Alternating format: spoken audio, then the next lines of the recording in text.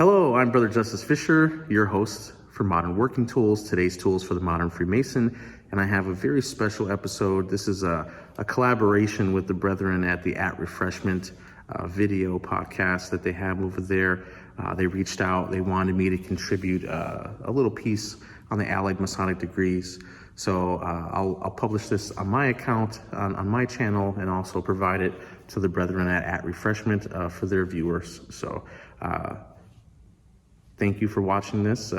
Thank you for having me. I appreciate it. I hope you enjoy this presentation. So yeah, we're going to talk a little bit about the Allied Masonic Degrees, a little bit of the backstory and the history here. Upon your Masonic journey, after being raised to the sublime degree, you may get invited to join other Masonic bodies to further enhance and expound upon the lessons in the original 3 craft degrees. Note, Master Mason is the highest honor of our fraternity. Anything considered to be of higher rank is merely a sequential reference and has no correlation whatsoever to a Mason status or rank within the organization. And, not one person speaks for the fraternity. So I would like to briefly talk about one of my favorite Masonic bodies, the Allied Masonic Degrees. Considering the 130th anniversary of the original Grand Council was just a few weeks ago. The Allied Masonic Degrees were originally formed in the UK 130 years ago on January 14th, 1892, as a preservation body to house detached degrees from modern regular Freemasonry. For context, various side degrees housed under different branches of Freemasonry being at risk of becoming lost to the annals of history during a time when various Grand Lodges were starting to form in the UK and parts of Western Europe. The Grand Lodge's set aim was to standardize the ritual workings and degree structure of what we know today as modern Freemasonry. As you could tell by this photo here, you see a more structured and seamless chain of degrees comprised of different bodies. As you can see, the Scottish Rite kind of reminds me of Harry Potter and the School of Hogwarts, how it's broken up into different schools there. Very similar, but yeah, the Masonic fraternity had a lot of trouble figuring out what degrees they wanted to keep, which ones they didn't want, structuring the order of the degrees. It was very difficult. On this next photo here, this is a photo of various invitational Masonic bodies. So once you become a Master Mason or once you become a member of the Royal Arch, you could potentially get invited to join a plethora of Masonic invitational orders here. And basically what an invitational order is, it's an order that you get invited to join, and then once you get invited, you have access to a series or set of degrees within each separate organization. And these degrees are degrees that didn't fit into the mainstream Masonic system. So as a preservation attempt, we decided to, put together a council and, form a body and keep it kind of, obscure and just as an invite, because, these are such small organizations. They only meet, either quarterly or a few times a year. So the reason that they are invitational is, these orders are not very big, very small, but they store some of these detached degrees that would have been lost otherwise without a proper home to put them in. Hence why, we have a big plethora of these invitational orders to preserve these lost degrees. AMD is invitational with the prerequisite of having gone through the Royal Arch degree in the York Rite. However, to start a new council is relatively easy, given any member of an already existing AMD council can have 5 Royal Arch Masons accompany his dispensation petition. Unfortunately, not every single degree could be housed under the Masonic umbrella. Some of the lesser known and more obscure degrees had no real home or legitimate Masonic body to work them. Some of these odd side degrees were so old and they didn't even have written records of their history or the actual ritual pertaining to the degrees. Before the formation of the Grand Lodge system, the craft was in disarray with various competing Masonic rites and traveling Masonic degree peddlers. The sense of confusion undoubtedly overwhelmed the senses of the Masonic historians that tried to piece together the larger mosaic that is Freemasonry as we understand it to be today. The issue of regularity was very important to the Grand Lodges of the time and to the formation of the Grand Council. Now, the cluster of degrees included in AMD are the following. You have the Royal Ark Mariner degree, also known as the Arkan Dove. So in Freemasonry, there's two legends, the Hiramic and the Noah legend. In the earlier days of Freemasonry in the UK, it's most common to have the Noah legend, but then the rituals get changed, and as they bring them to the United States, you start to see a lot of the Hiramic legends pop up in Freemasonry, various jurisdictions and whatnot. So the Royal Ark Mariner or Arkan Dove degree has that very old Noah allegory, that backstory. And it is said that when the founding fathers of the country became Masons in the colonial states, they were practicing this Noah legend to their degrees. So the AMD preserves this old version of the Master Mason's degree, and I think they're putting it on a Masonic Week this year coming up soon. So yeah, very interesting, very, very interesting. It's similar to the Hiramic legend, but there's a strikingly difference. There's a difference in the ritual. The Noahide legend, you have this allegory of, building the ark, also, rebuilding society after the Great Flood and rebuilding man. So it's very interesting.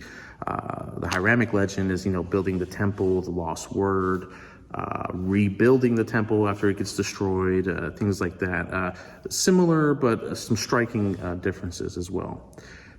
They have the Secret Monitor degree, the Knight of Constantinople degree. It's a cool degree about how Constantine the Great founded an order of chivalry, and he only conferred this degree among the common soldiers, among the ranks and file of his army, as a way of humbling his subordinates and bringing a sense of togetherness among the constituents, and announcing that he would, quote, only show his favor to the Knights of Constantinople and commanded them to be put to instant death for any member of the order who would not acknowledge all men to be equal, end quote.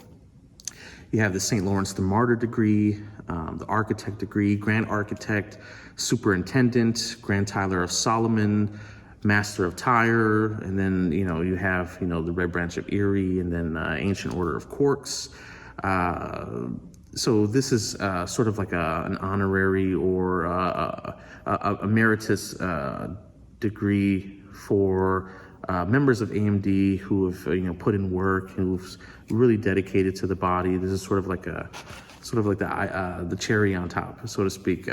This remote order, known as the Red Branch of Erie, is said to be derived from a very ancient order in Ireland, consisting of Freemasons and said to have been erected and patronized by the King of Ireland.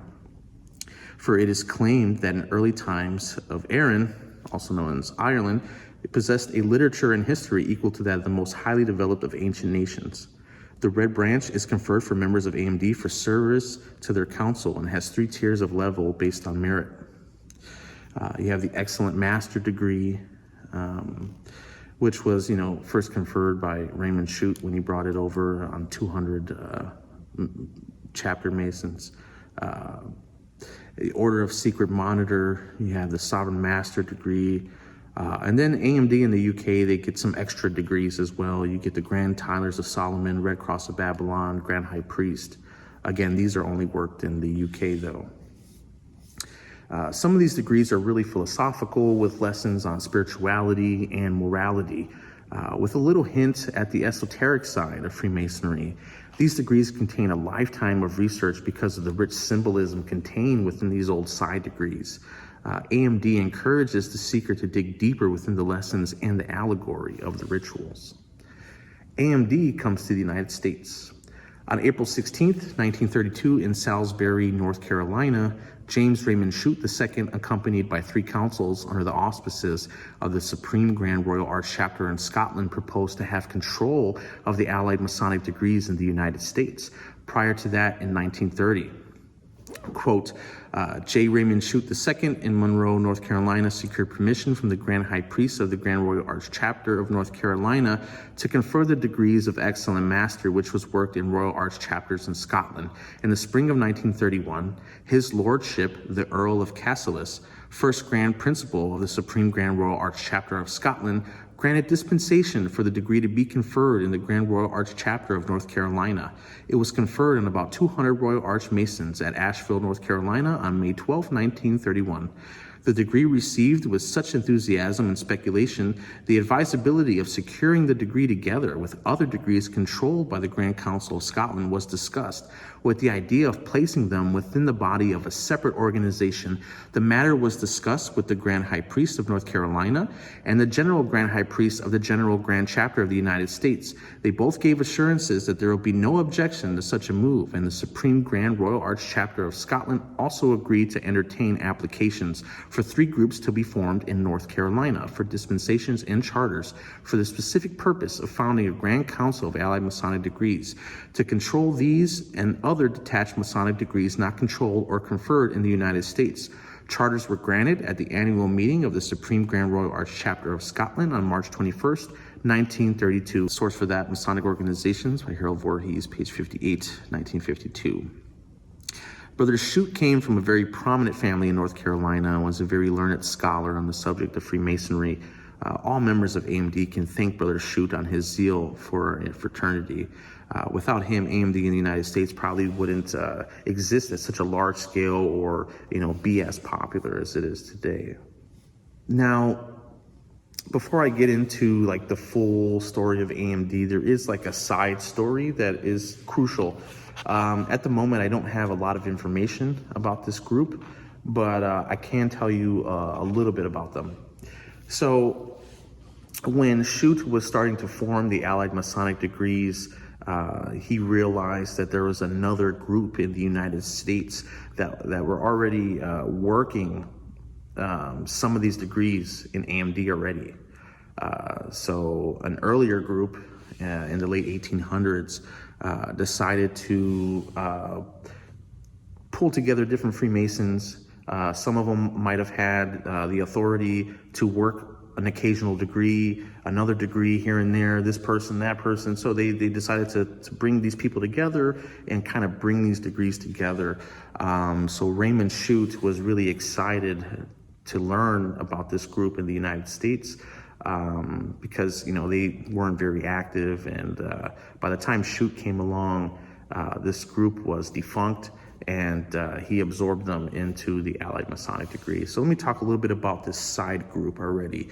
The Sovereign College of Allied Masonic Degrees and Christian Degrees for America was formed on January 14th, 1892 in Richmond, Virginia by 8 Freemasons, most notably Reverend Hartley Carmichael, born April 25th, 1854 in Dublin, Ireland. He was a rector of St. Paul's Protestant Episcopal Church of Richmond, Virginia, and these 8 men were in possession of 15 detached degrees, of which 13 were worked. Now, to what authority did they receive these degrees? I don't know. I'm still kind of figuring that out. But eventually, this presentation will be a research paper, and I'll probably post it or submit it for the AMD, newsletters that they have, or I'll just, post it somewhere else, or we'll figure it out. But that's still to be determined, how they received these degrees. But the degrees they had in their possession, the Arkan Dove, Secret Monitor, St. Lawrence the Martyr, Tylers of Solomon, Knight of Constantinople, the Holy Order of Wisdom, Trinitarian Knights of St. John of Patmos, academic degrees of the college consisted of A, B, C, D, and E, and I'll name those right now. So they had, additional 5 honorific degrees, And these honorific degrees were considered by the order to be academic in nature. To what extent, I do not know. The prerequisite for these honorifics, I don't know.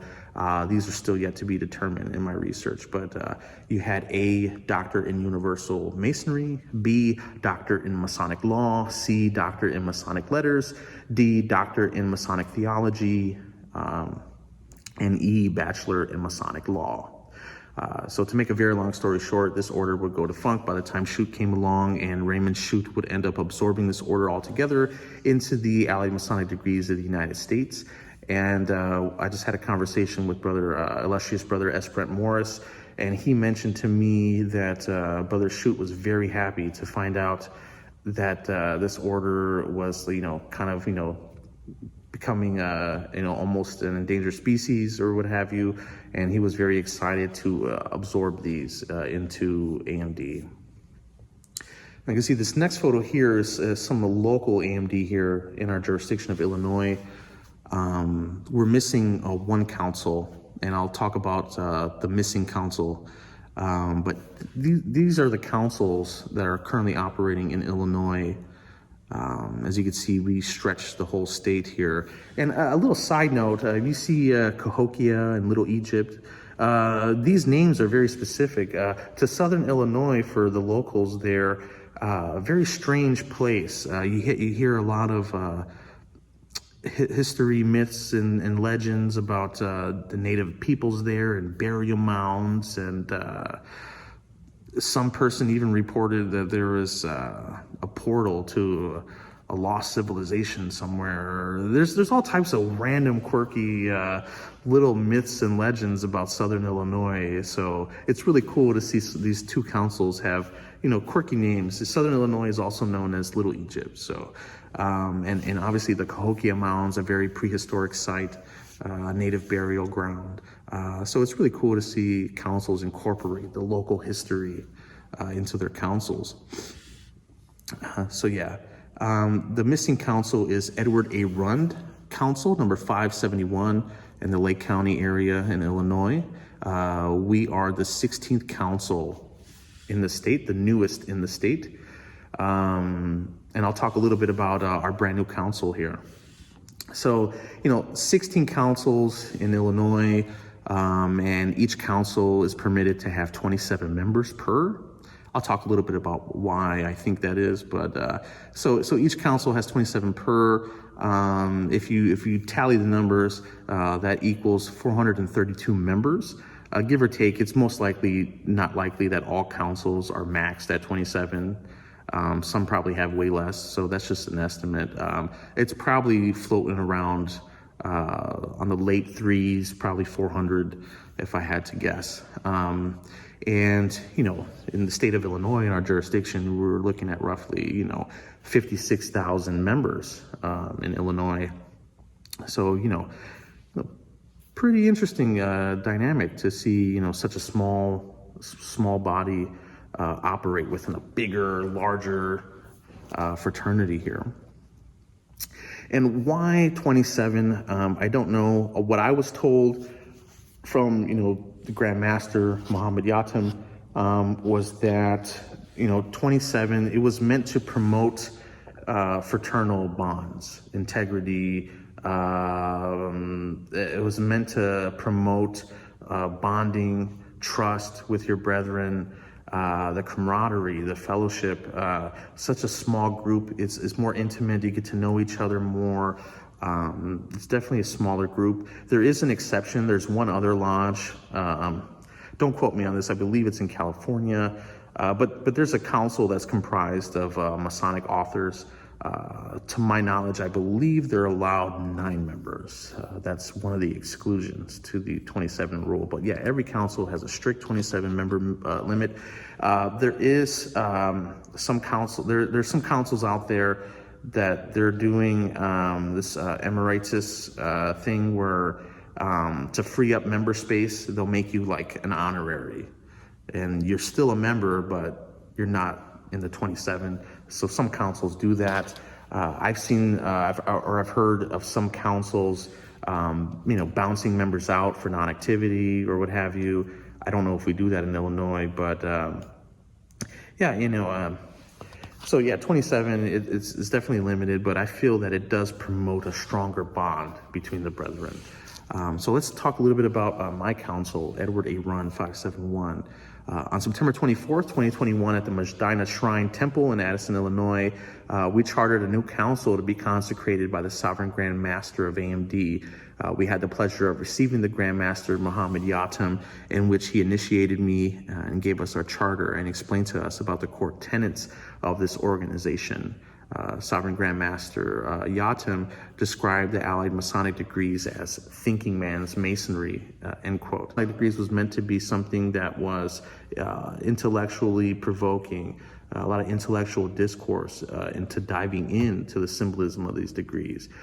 Talking about a little bit about the esoteric side of these degrees, the philosophy, research papers, table reads of degrees. You're really diving in, and it's encouraging to think and ponder about the degrees. So I think that's what he meant by that. The aim of our council moving forward is to continue on with the legacy and tradition of the academic pursuits of Freemasonry, studying these rare degrees and performing them, as well as intellectual discourse expounding upon the symbolism and philosophy, as well as the history of Freemasonry. Moving forward, we're going to set the bar. Some other councils, they operate differently. They might not meet all the time, or they might not do degrees. It might be strictly a supper club, or maybe they just do education. I mean, every council is unique in that regard, where it operates different. But this council was comprised of brethren who were pretty heavy in AMD, and maybe they saw some things that they thought that they can improve upon, and so they chartered this new council as a way as moving forward, setting the bar and raising the bar as well. A lot of education, a lot of discussion, research papers, education events, guest speakers, table reads of degrees, actually doing the degrees, the live degree work. We plan on doing it all. And since we're starting this council, we can kind of shape it and form it the way we want, and we're going to be very selective and on selecting members that are really going to enhance the experience for all of us, that will bring members that will bring just rich intellectual discourse to the table and really provide the thought-provoking dialogue and the research that we need to continue moving the Allied Masonic Degrees forward in the state of Illinois. I'm really humbled to be a part of this, and thank you so much for our superintendent, Brother Robert Johnson. Thank you so much, and we're going to do some great things at our council. You can see some of the photos from our consecration. It was really great because after the consecration, we talked, and we had libations, and we discussed, Freemasonry, the history, what we would like to do as a council moving forward. And when we had our first meeting, it was really awesome. I remember driving back home that night, like, wow, that was really cool. I can't wait to the next meeting. Even if you're driving like an hour away or something like that, I think it's worth it, because you're getting that intellectual discourse. You're getting the meat and potatoes for your brain, all the pondering about Freemasonry and building with other brothers on the intellectual pursuits of Freemasonry is such a beautiful experience, and I think it really brings the brethren together. Now, for the AMD today on the national scale, here in my country, in the United States, every year in the Washington, D.C. and Greater Virginia area, there's an annual convention known as Masonic Week, where in conjunction with these other groups called, the Grand College of Rites, the Night Masons, Night Masons, Grand College of Rites, AMD, they're all a part of sort of a similar umbrella, because, they all came together at the same time, from the same people that brought them over. So there's kind of a close kinship between these Masonic bodies. So in conjunction, these three groups, they get together, and they once a year, they have Masonic Week. And during Masonic Week, they put together these rare degrees live. once a year. Some of them are rare, some of them are obscure. There's all types of events. There's social dinners, there's guest speakers that give intellectual presentations for the Masons there, these awesome lectures. There's chances to get together with brethren and just network, and it's an awesome experience. I have yet to go. I plan on going sometime soon, but this year they're doing the Arkan degree. They're going to put that on, and also the Red Branch of Erie is conferred at these conventions. So you can get your Red Branch there for your service to AMD. I think that's really cool. AMD is just a really cool Masonic body. What I love about AMD, it's kind of obscure. Not a lot of people talk about it. It's not something that's like insanely exclusive, but at the same time, people just don't know about it. So I like that, episodes like this is pushing the narrative out there that AMD exists. They're doing great work. And if you want to get invited to AMD, typically the protocol is, don't ask, don't ask to be invited. But we also want to see brethren promoting education, free Masonic education. We want to see dedicated brethren giving lectures in their lodge, or taping videos like this, or writing research papers and putting it out there. We definitely want brethren to, make themselves known, that they're interested in history, Masonic education, research, and if you put yourself out there, you will get noticed, and I'm pretty sure you'll definitely get invited at some point. But yeah, it's definitely not some exclusive, you can't sit with us sort of thing, or nothing like that. These are really great guys, really great brothers, and it's just that there's not a lot of awareness about AMD. A lot of brethren don't make it known that they love research. How can you invite someone if you don't know if they're a possible candidate? So, if you want to get invited to groups like this, be active, show up at your lodge, give lectures, just really be in the field. A great start would be a research lodge. I'm a member of the Illinois Lodge of Research here in my state. Show up to the meetings, deliver lectures, or submit a paper for the Lodge of Research, or the Lyceum, or the Illinois Freemasonry magazine, or whatever. Make yourself known, get out there, do the great work, and we will notice that. And who knows, you may be getting an invite sooner than later. So I hope you've enjoyed this little historical presentation on the Allied Masonic Degrees. Thank you so much for watching this. Shout out to the brethren at Refreshment, to all their viewers. Thank you for watching this. Until next time, so mote it be. Thank you. I'm Brother Justice, signing off.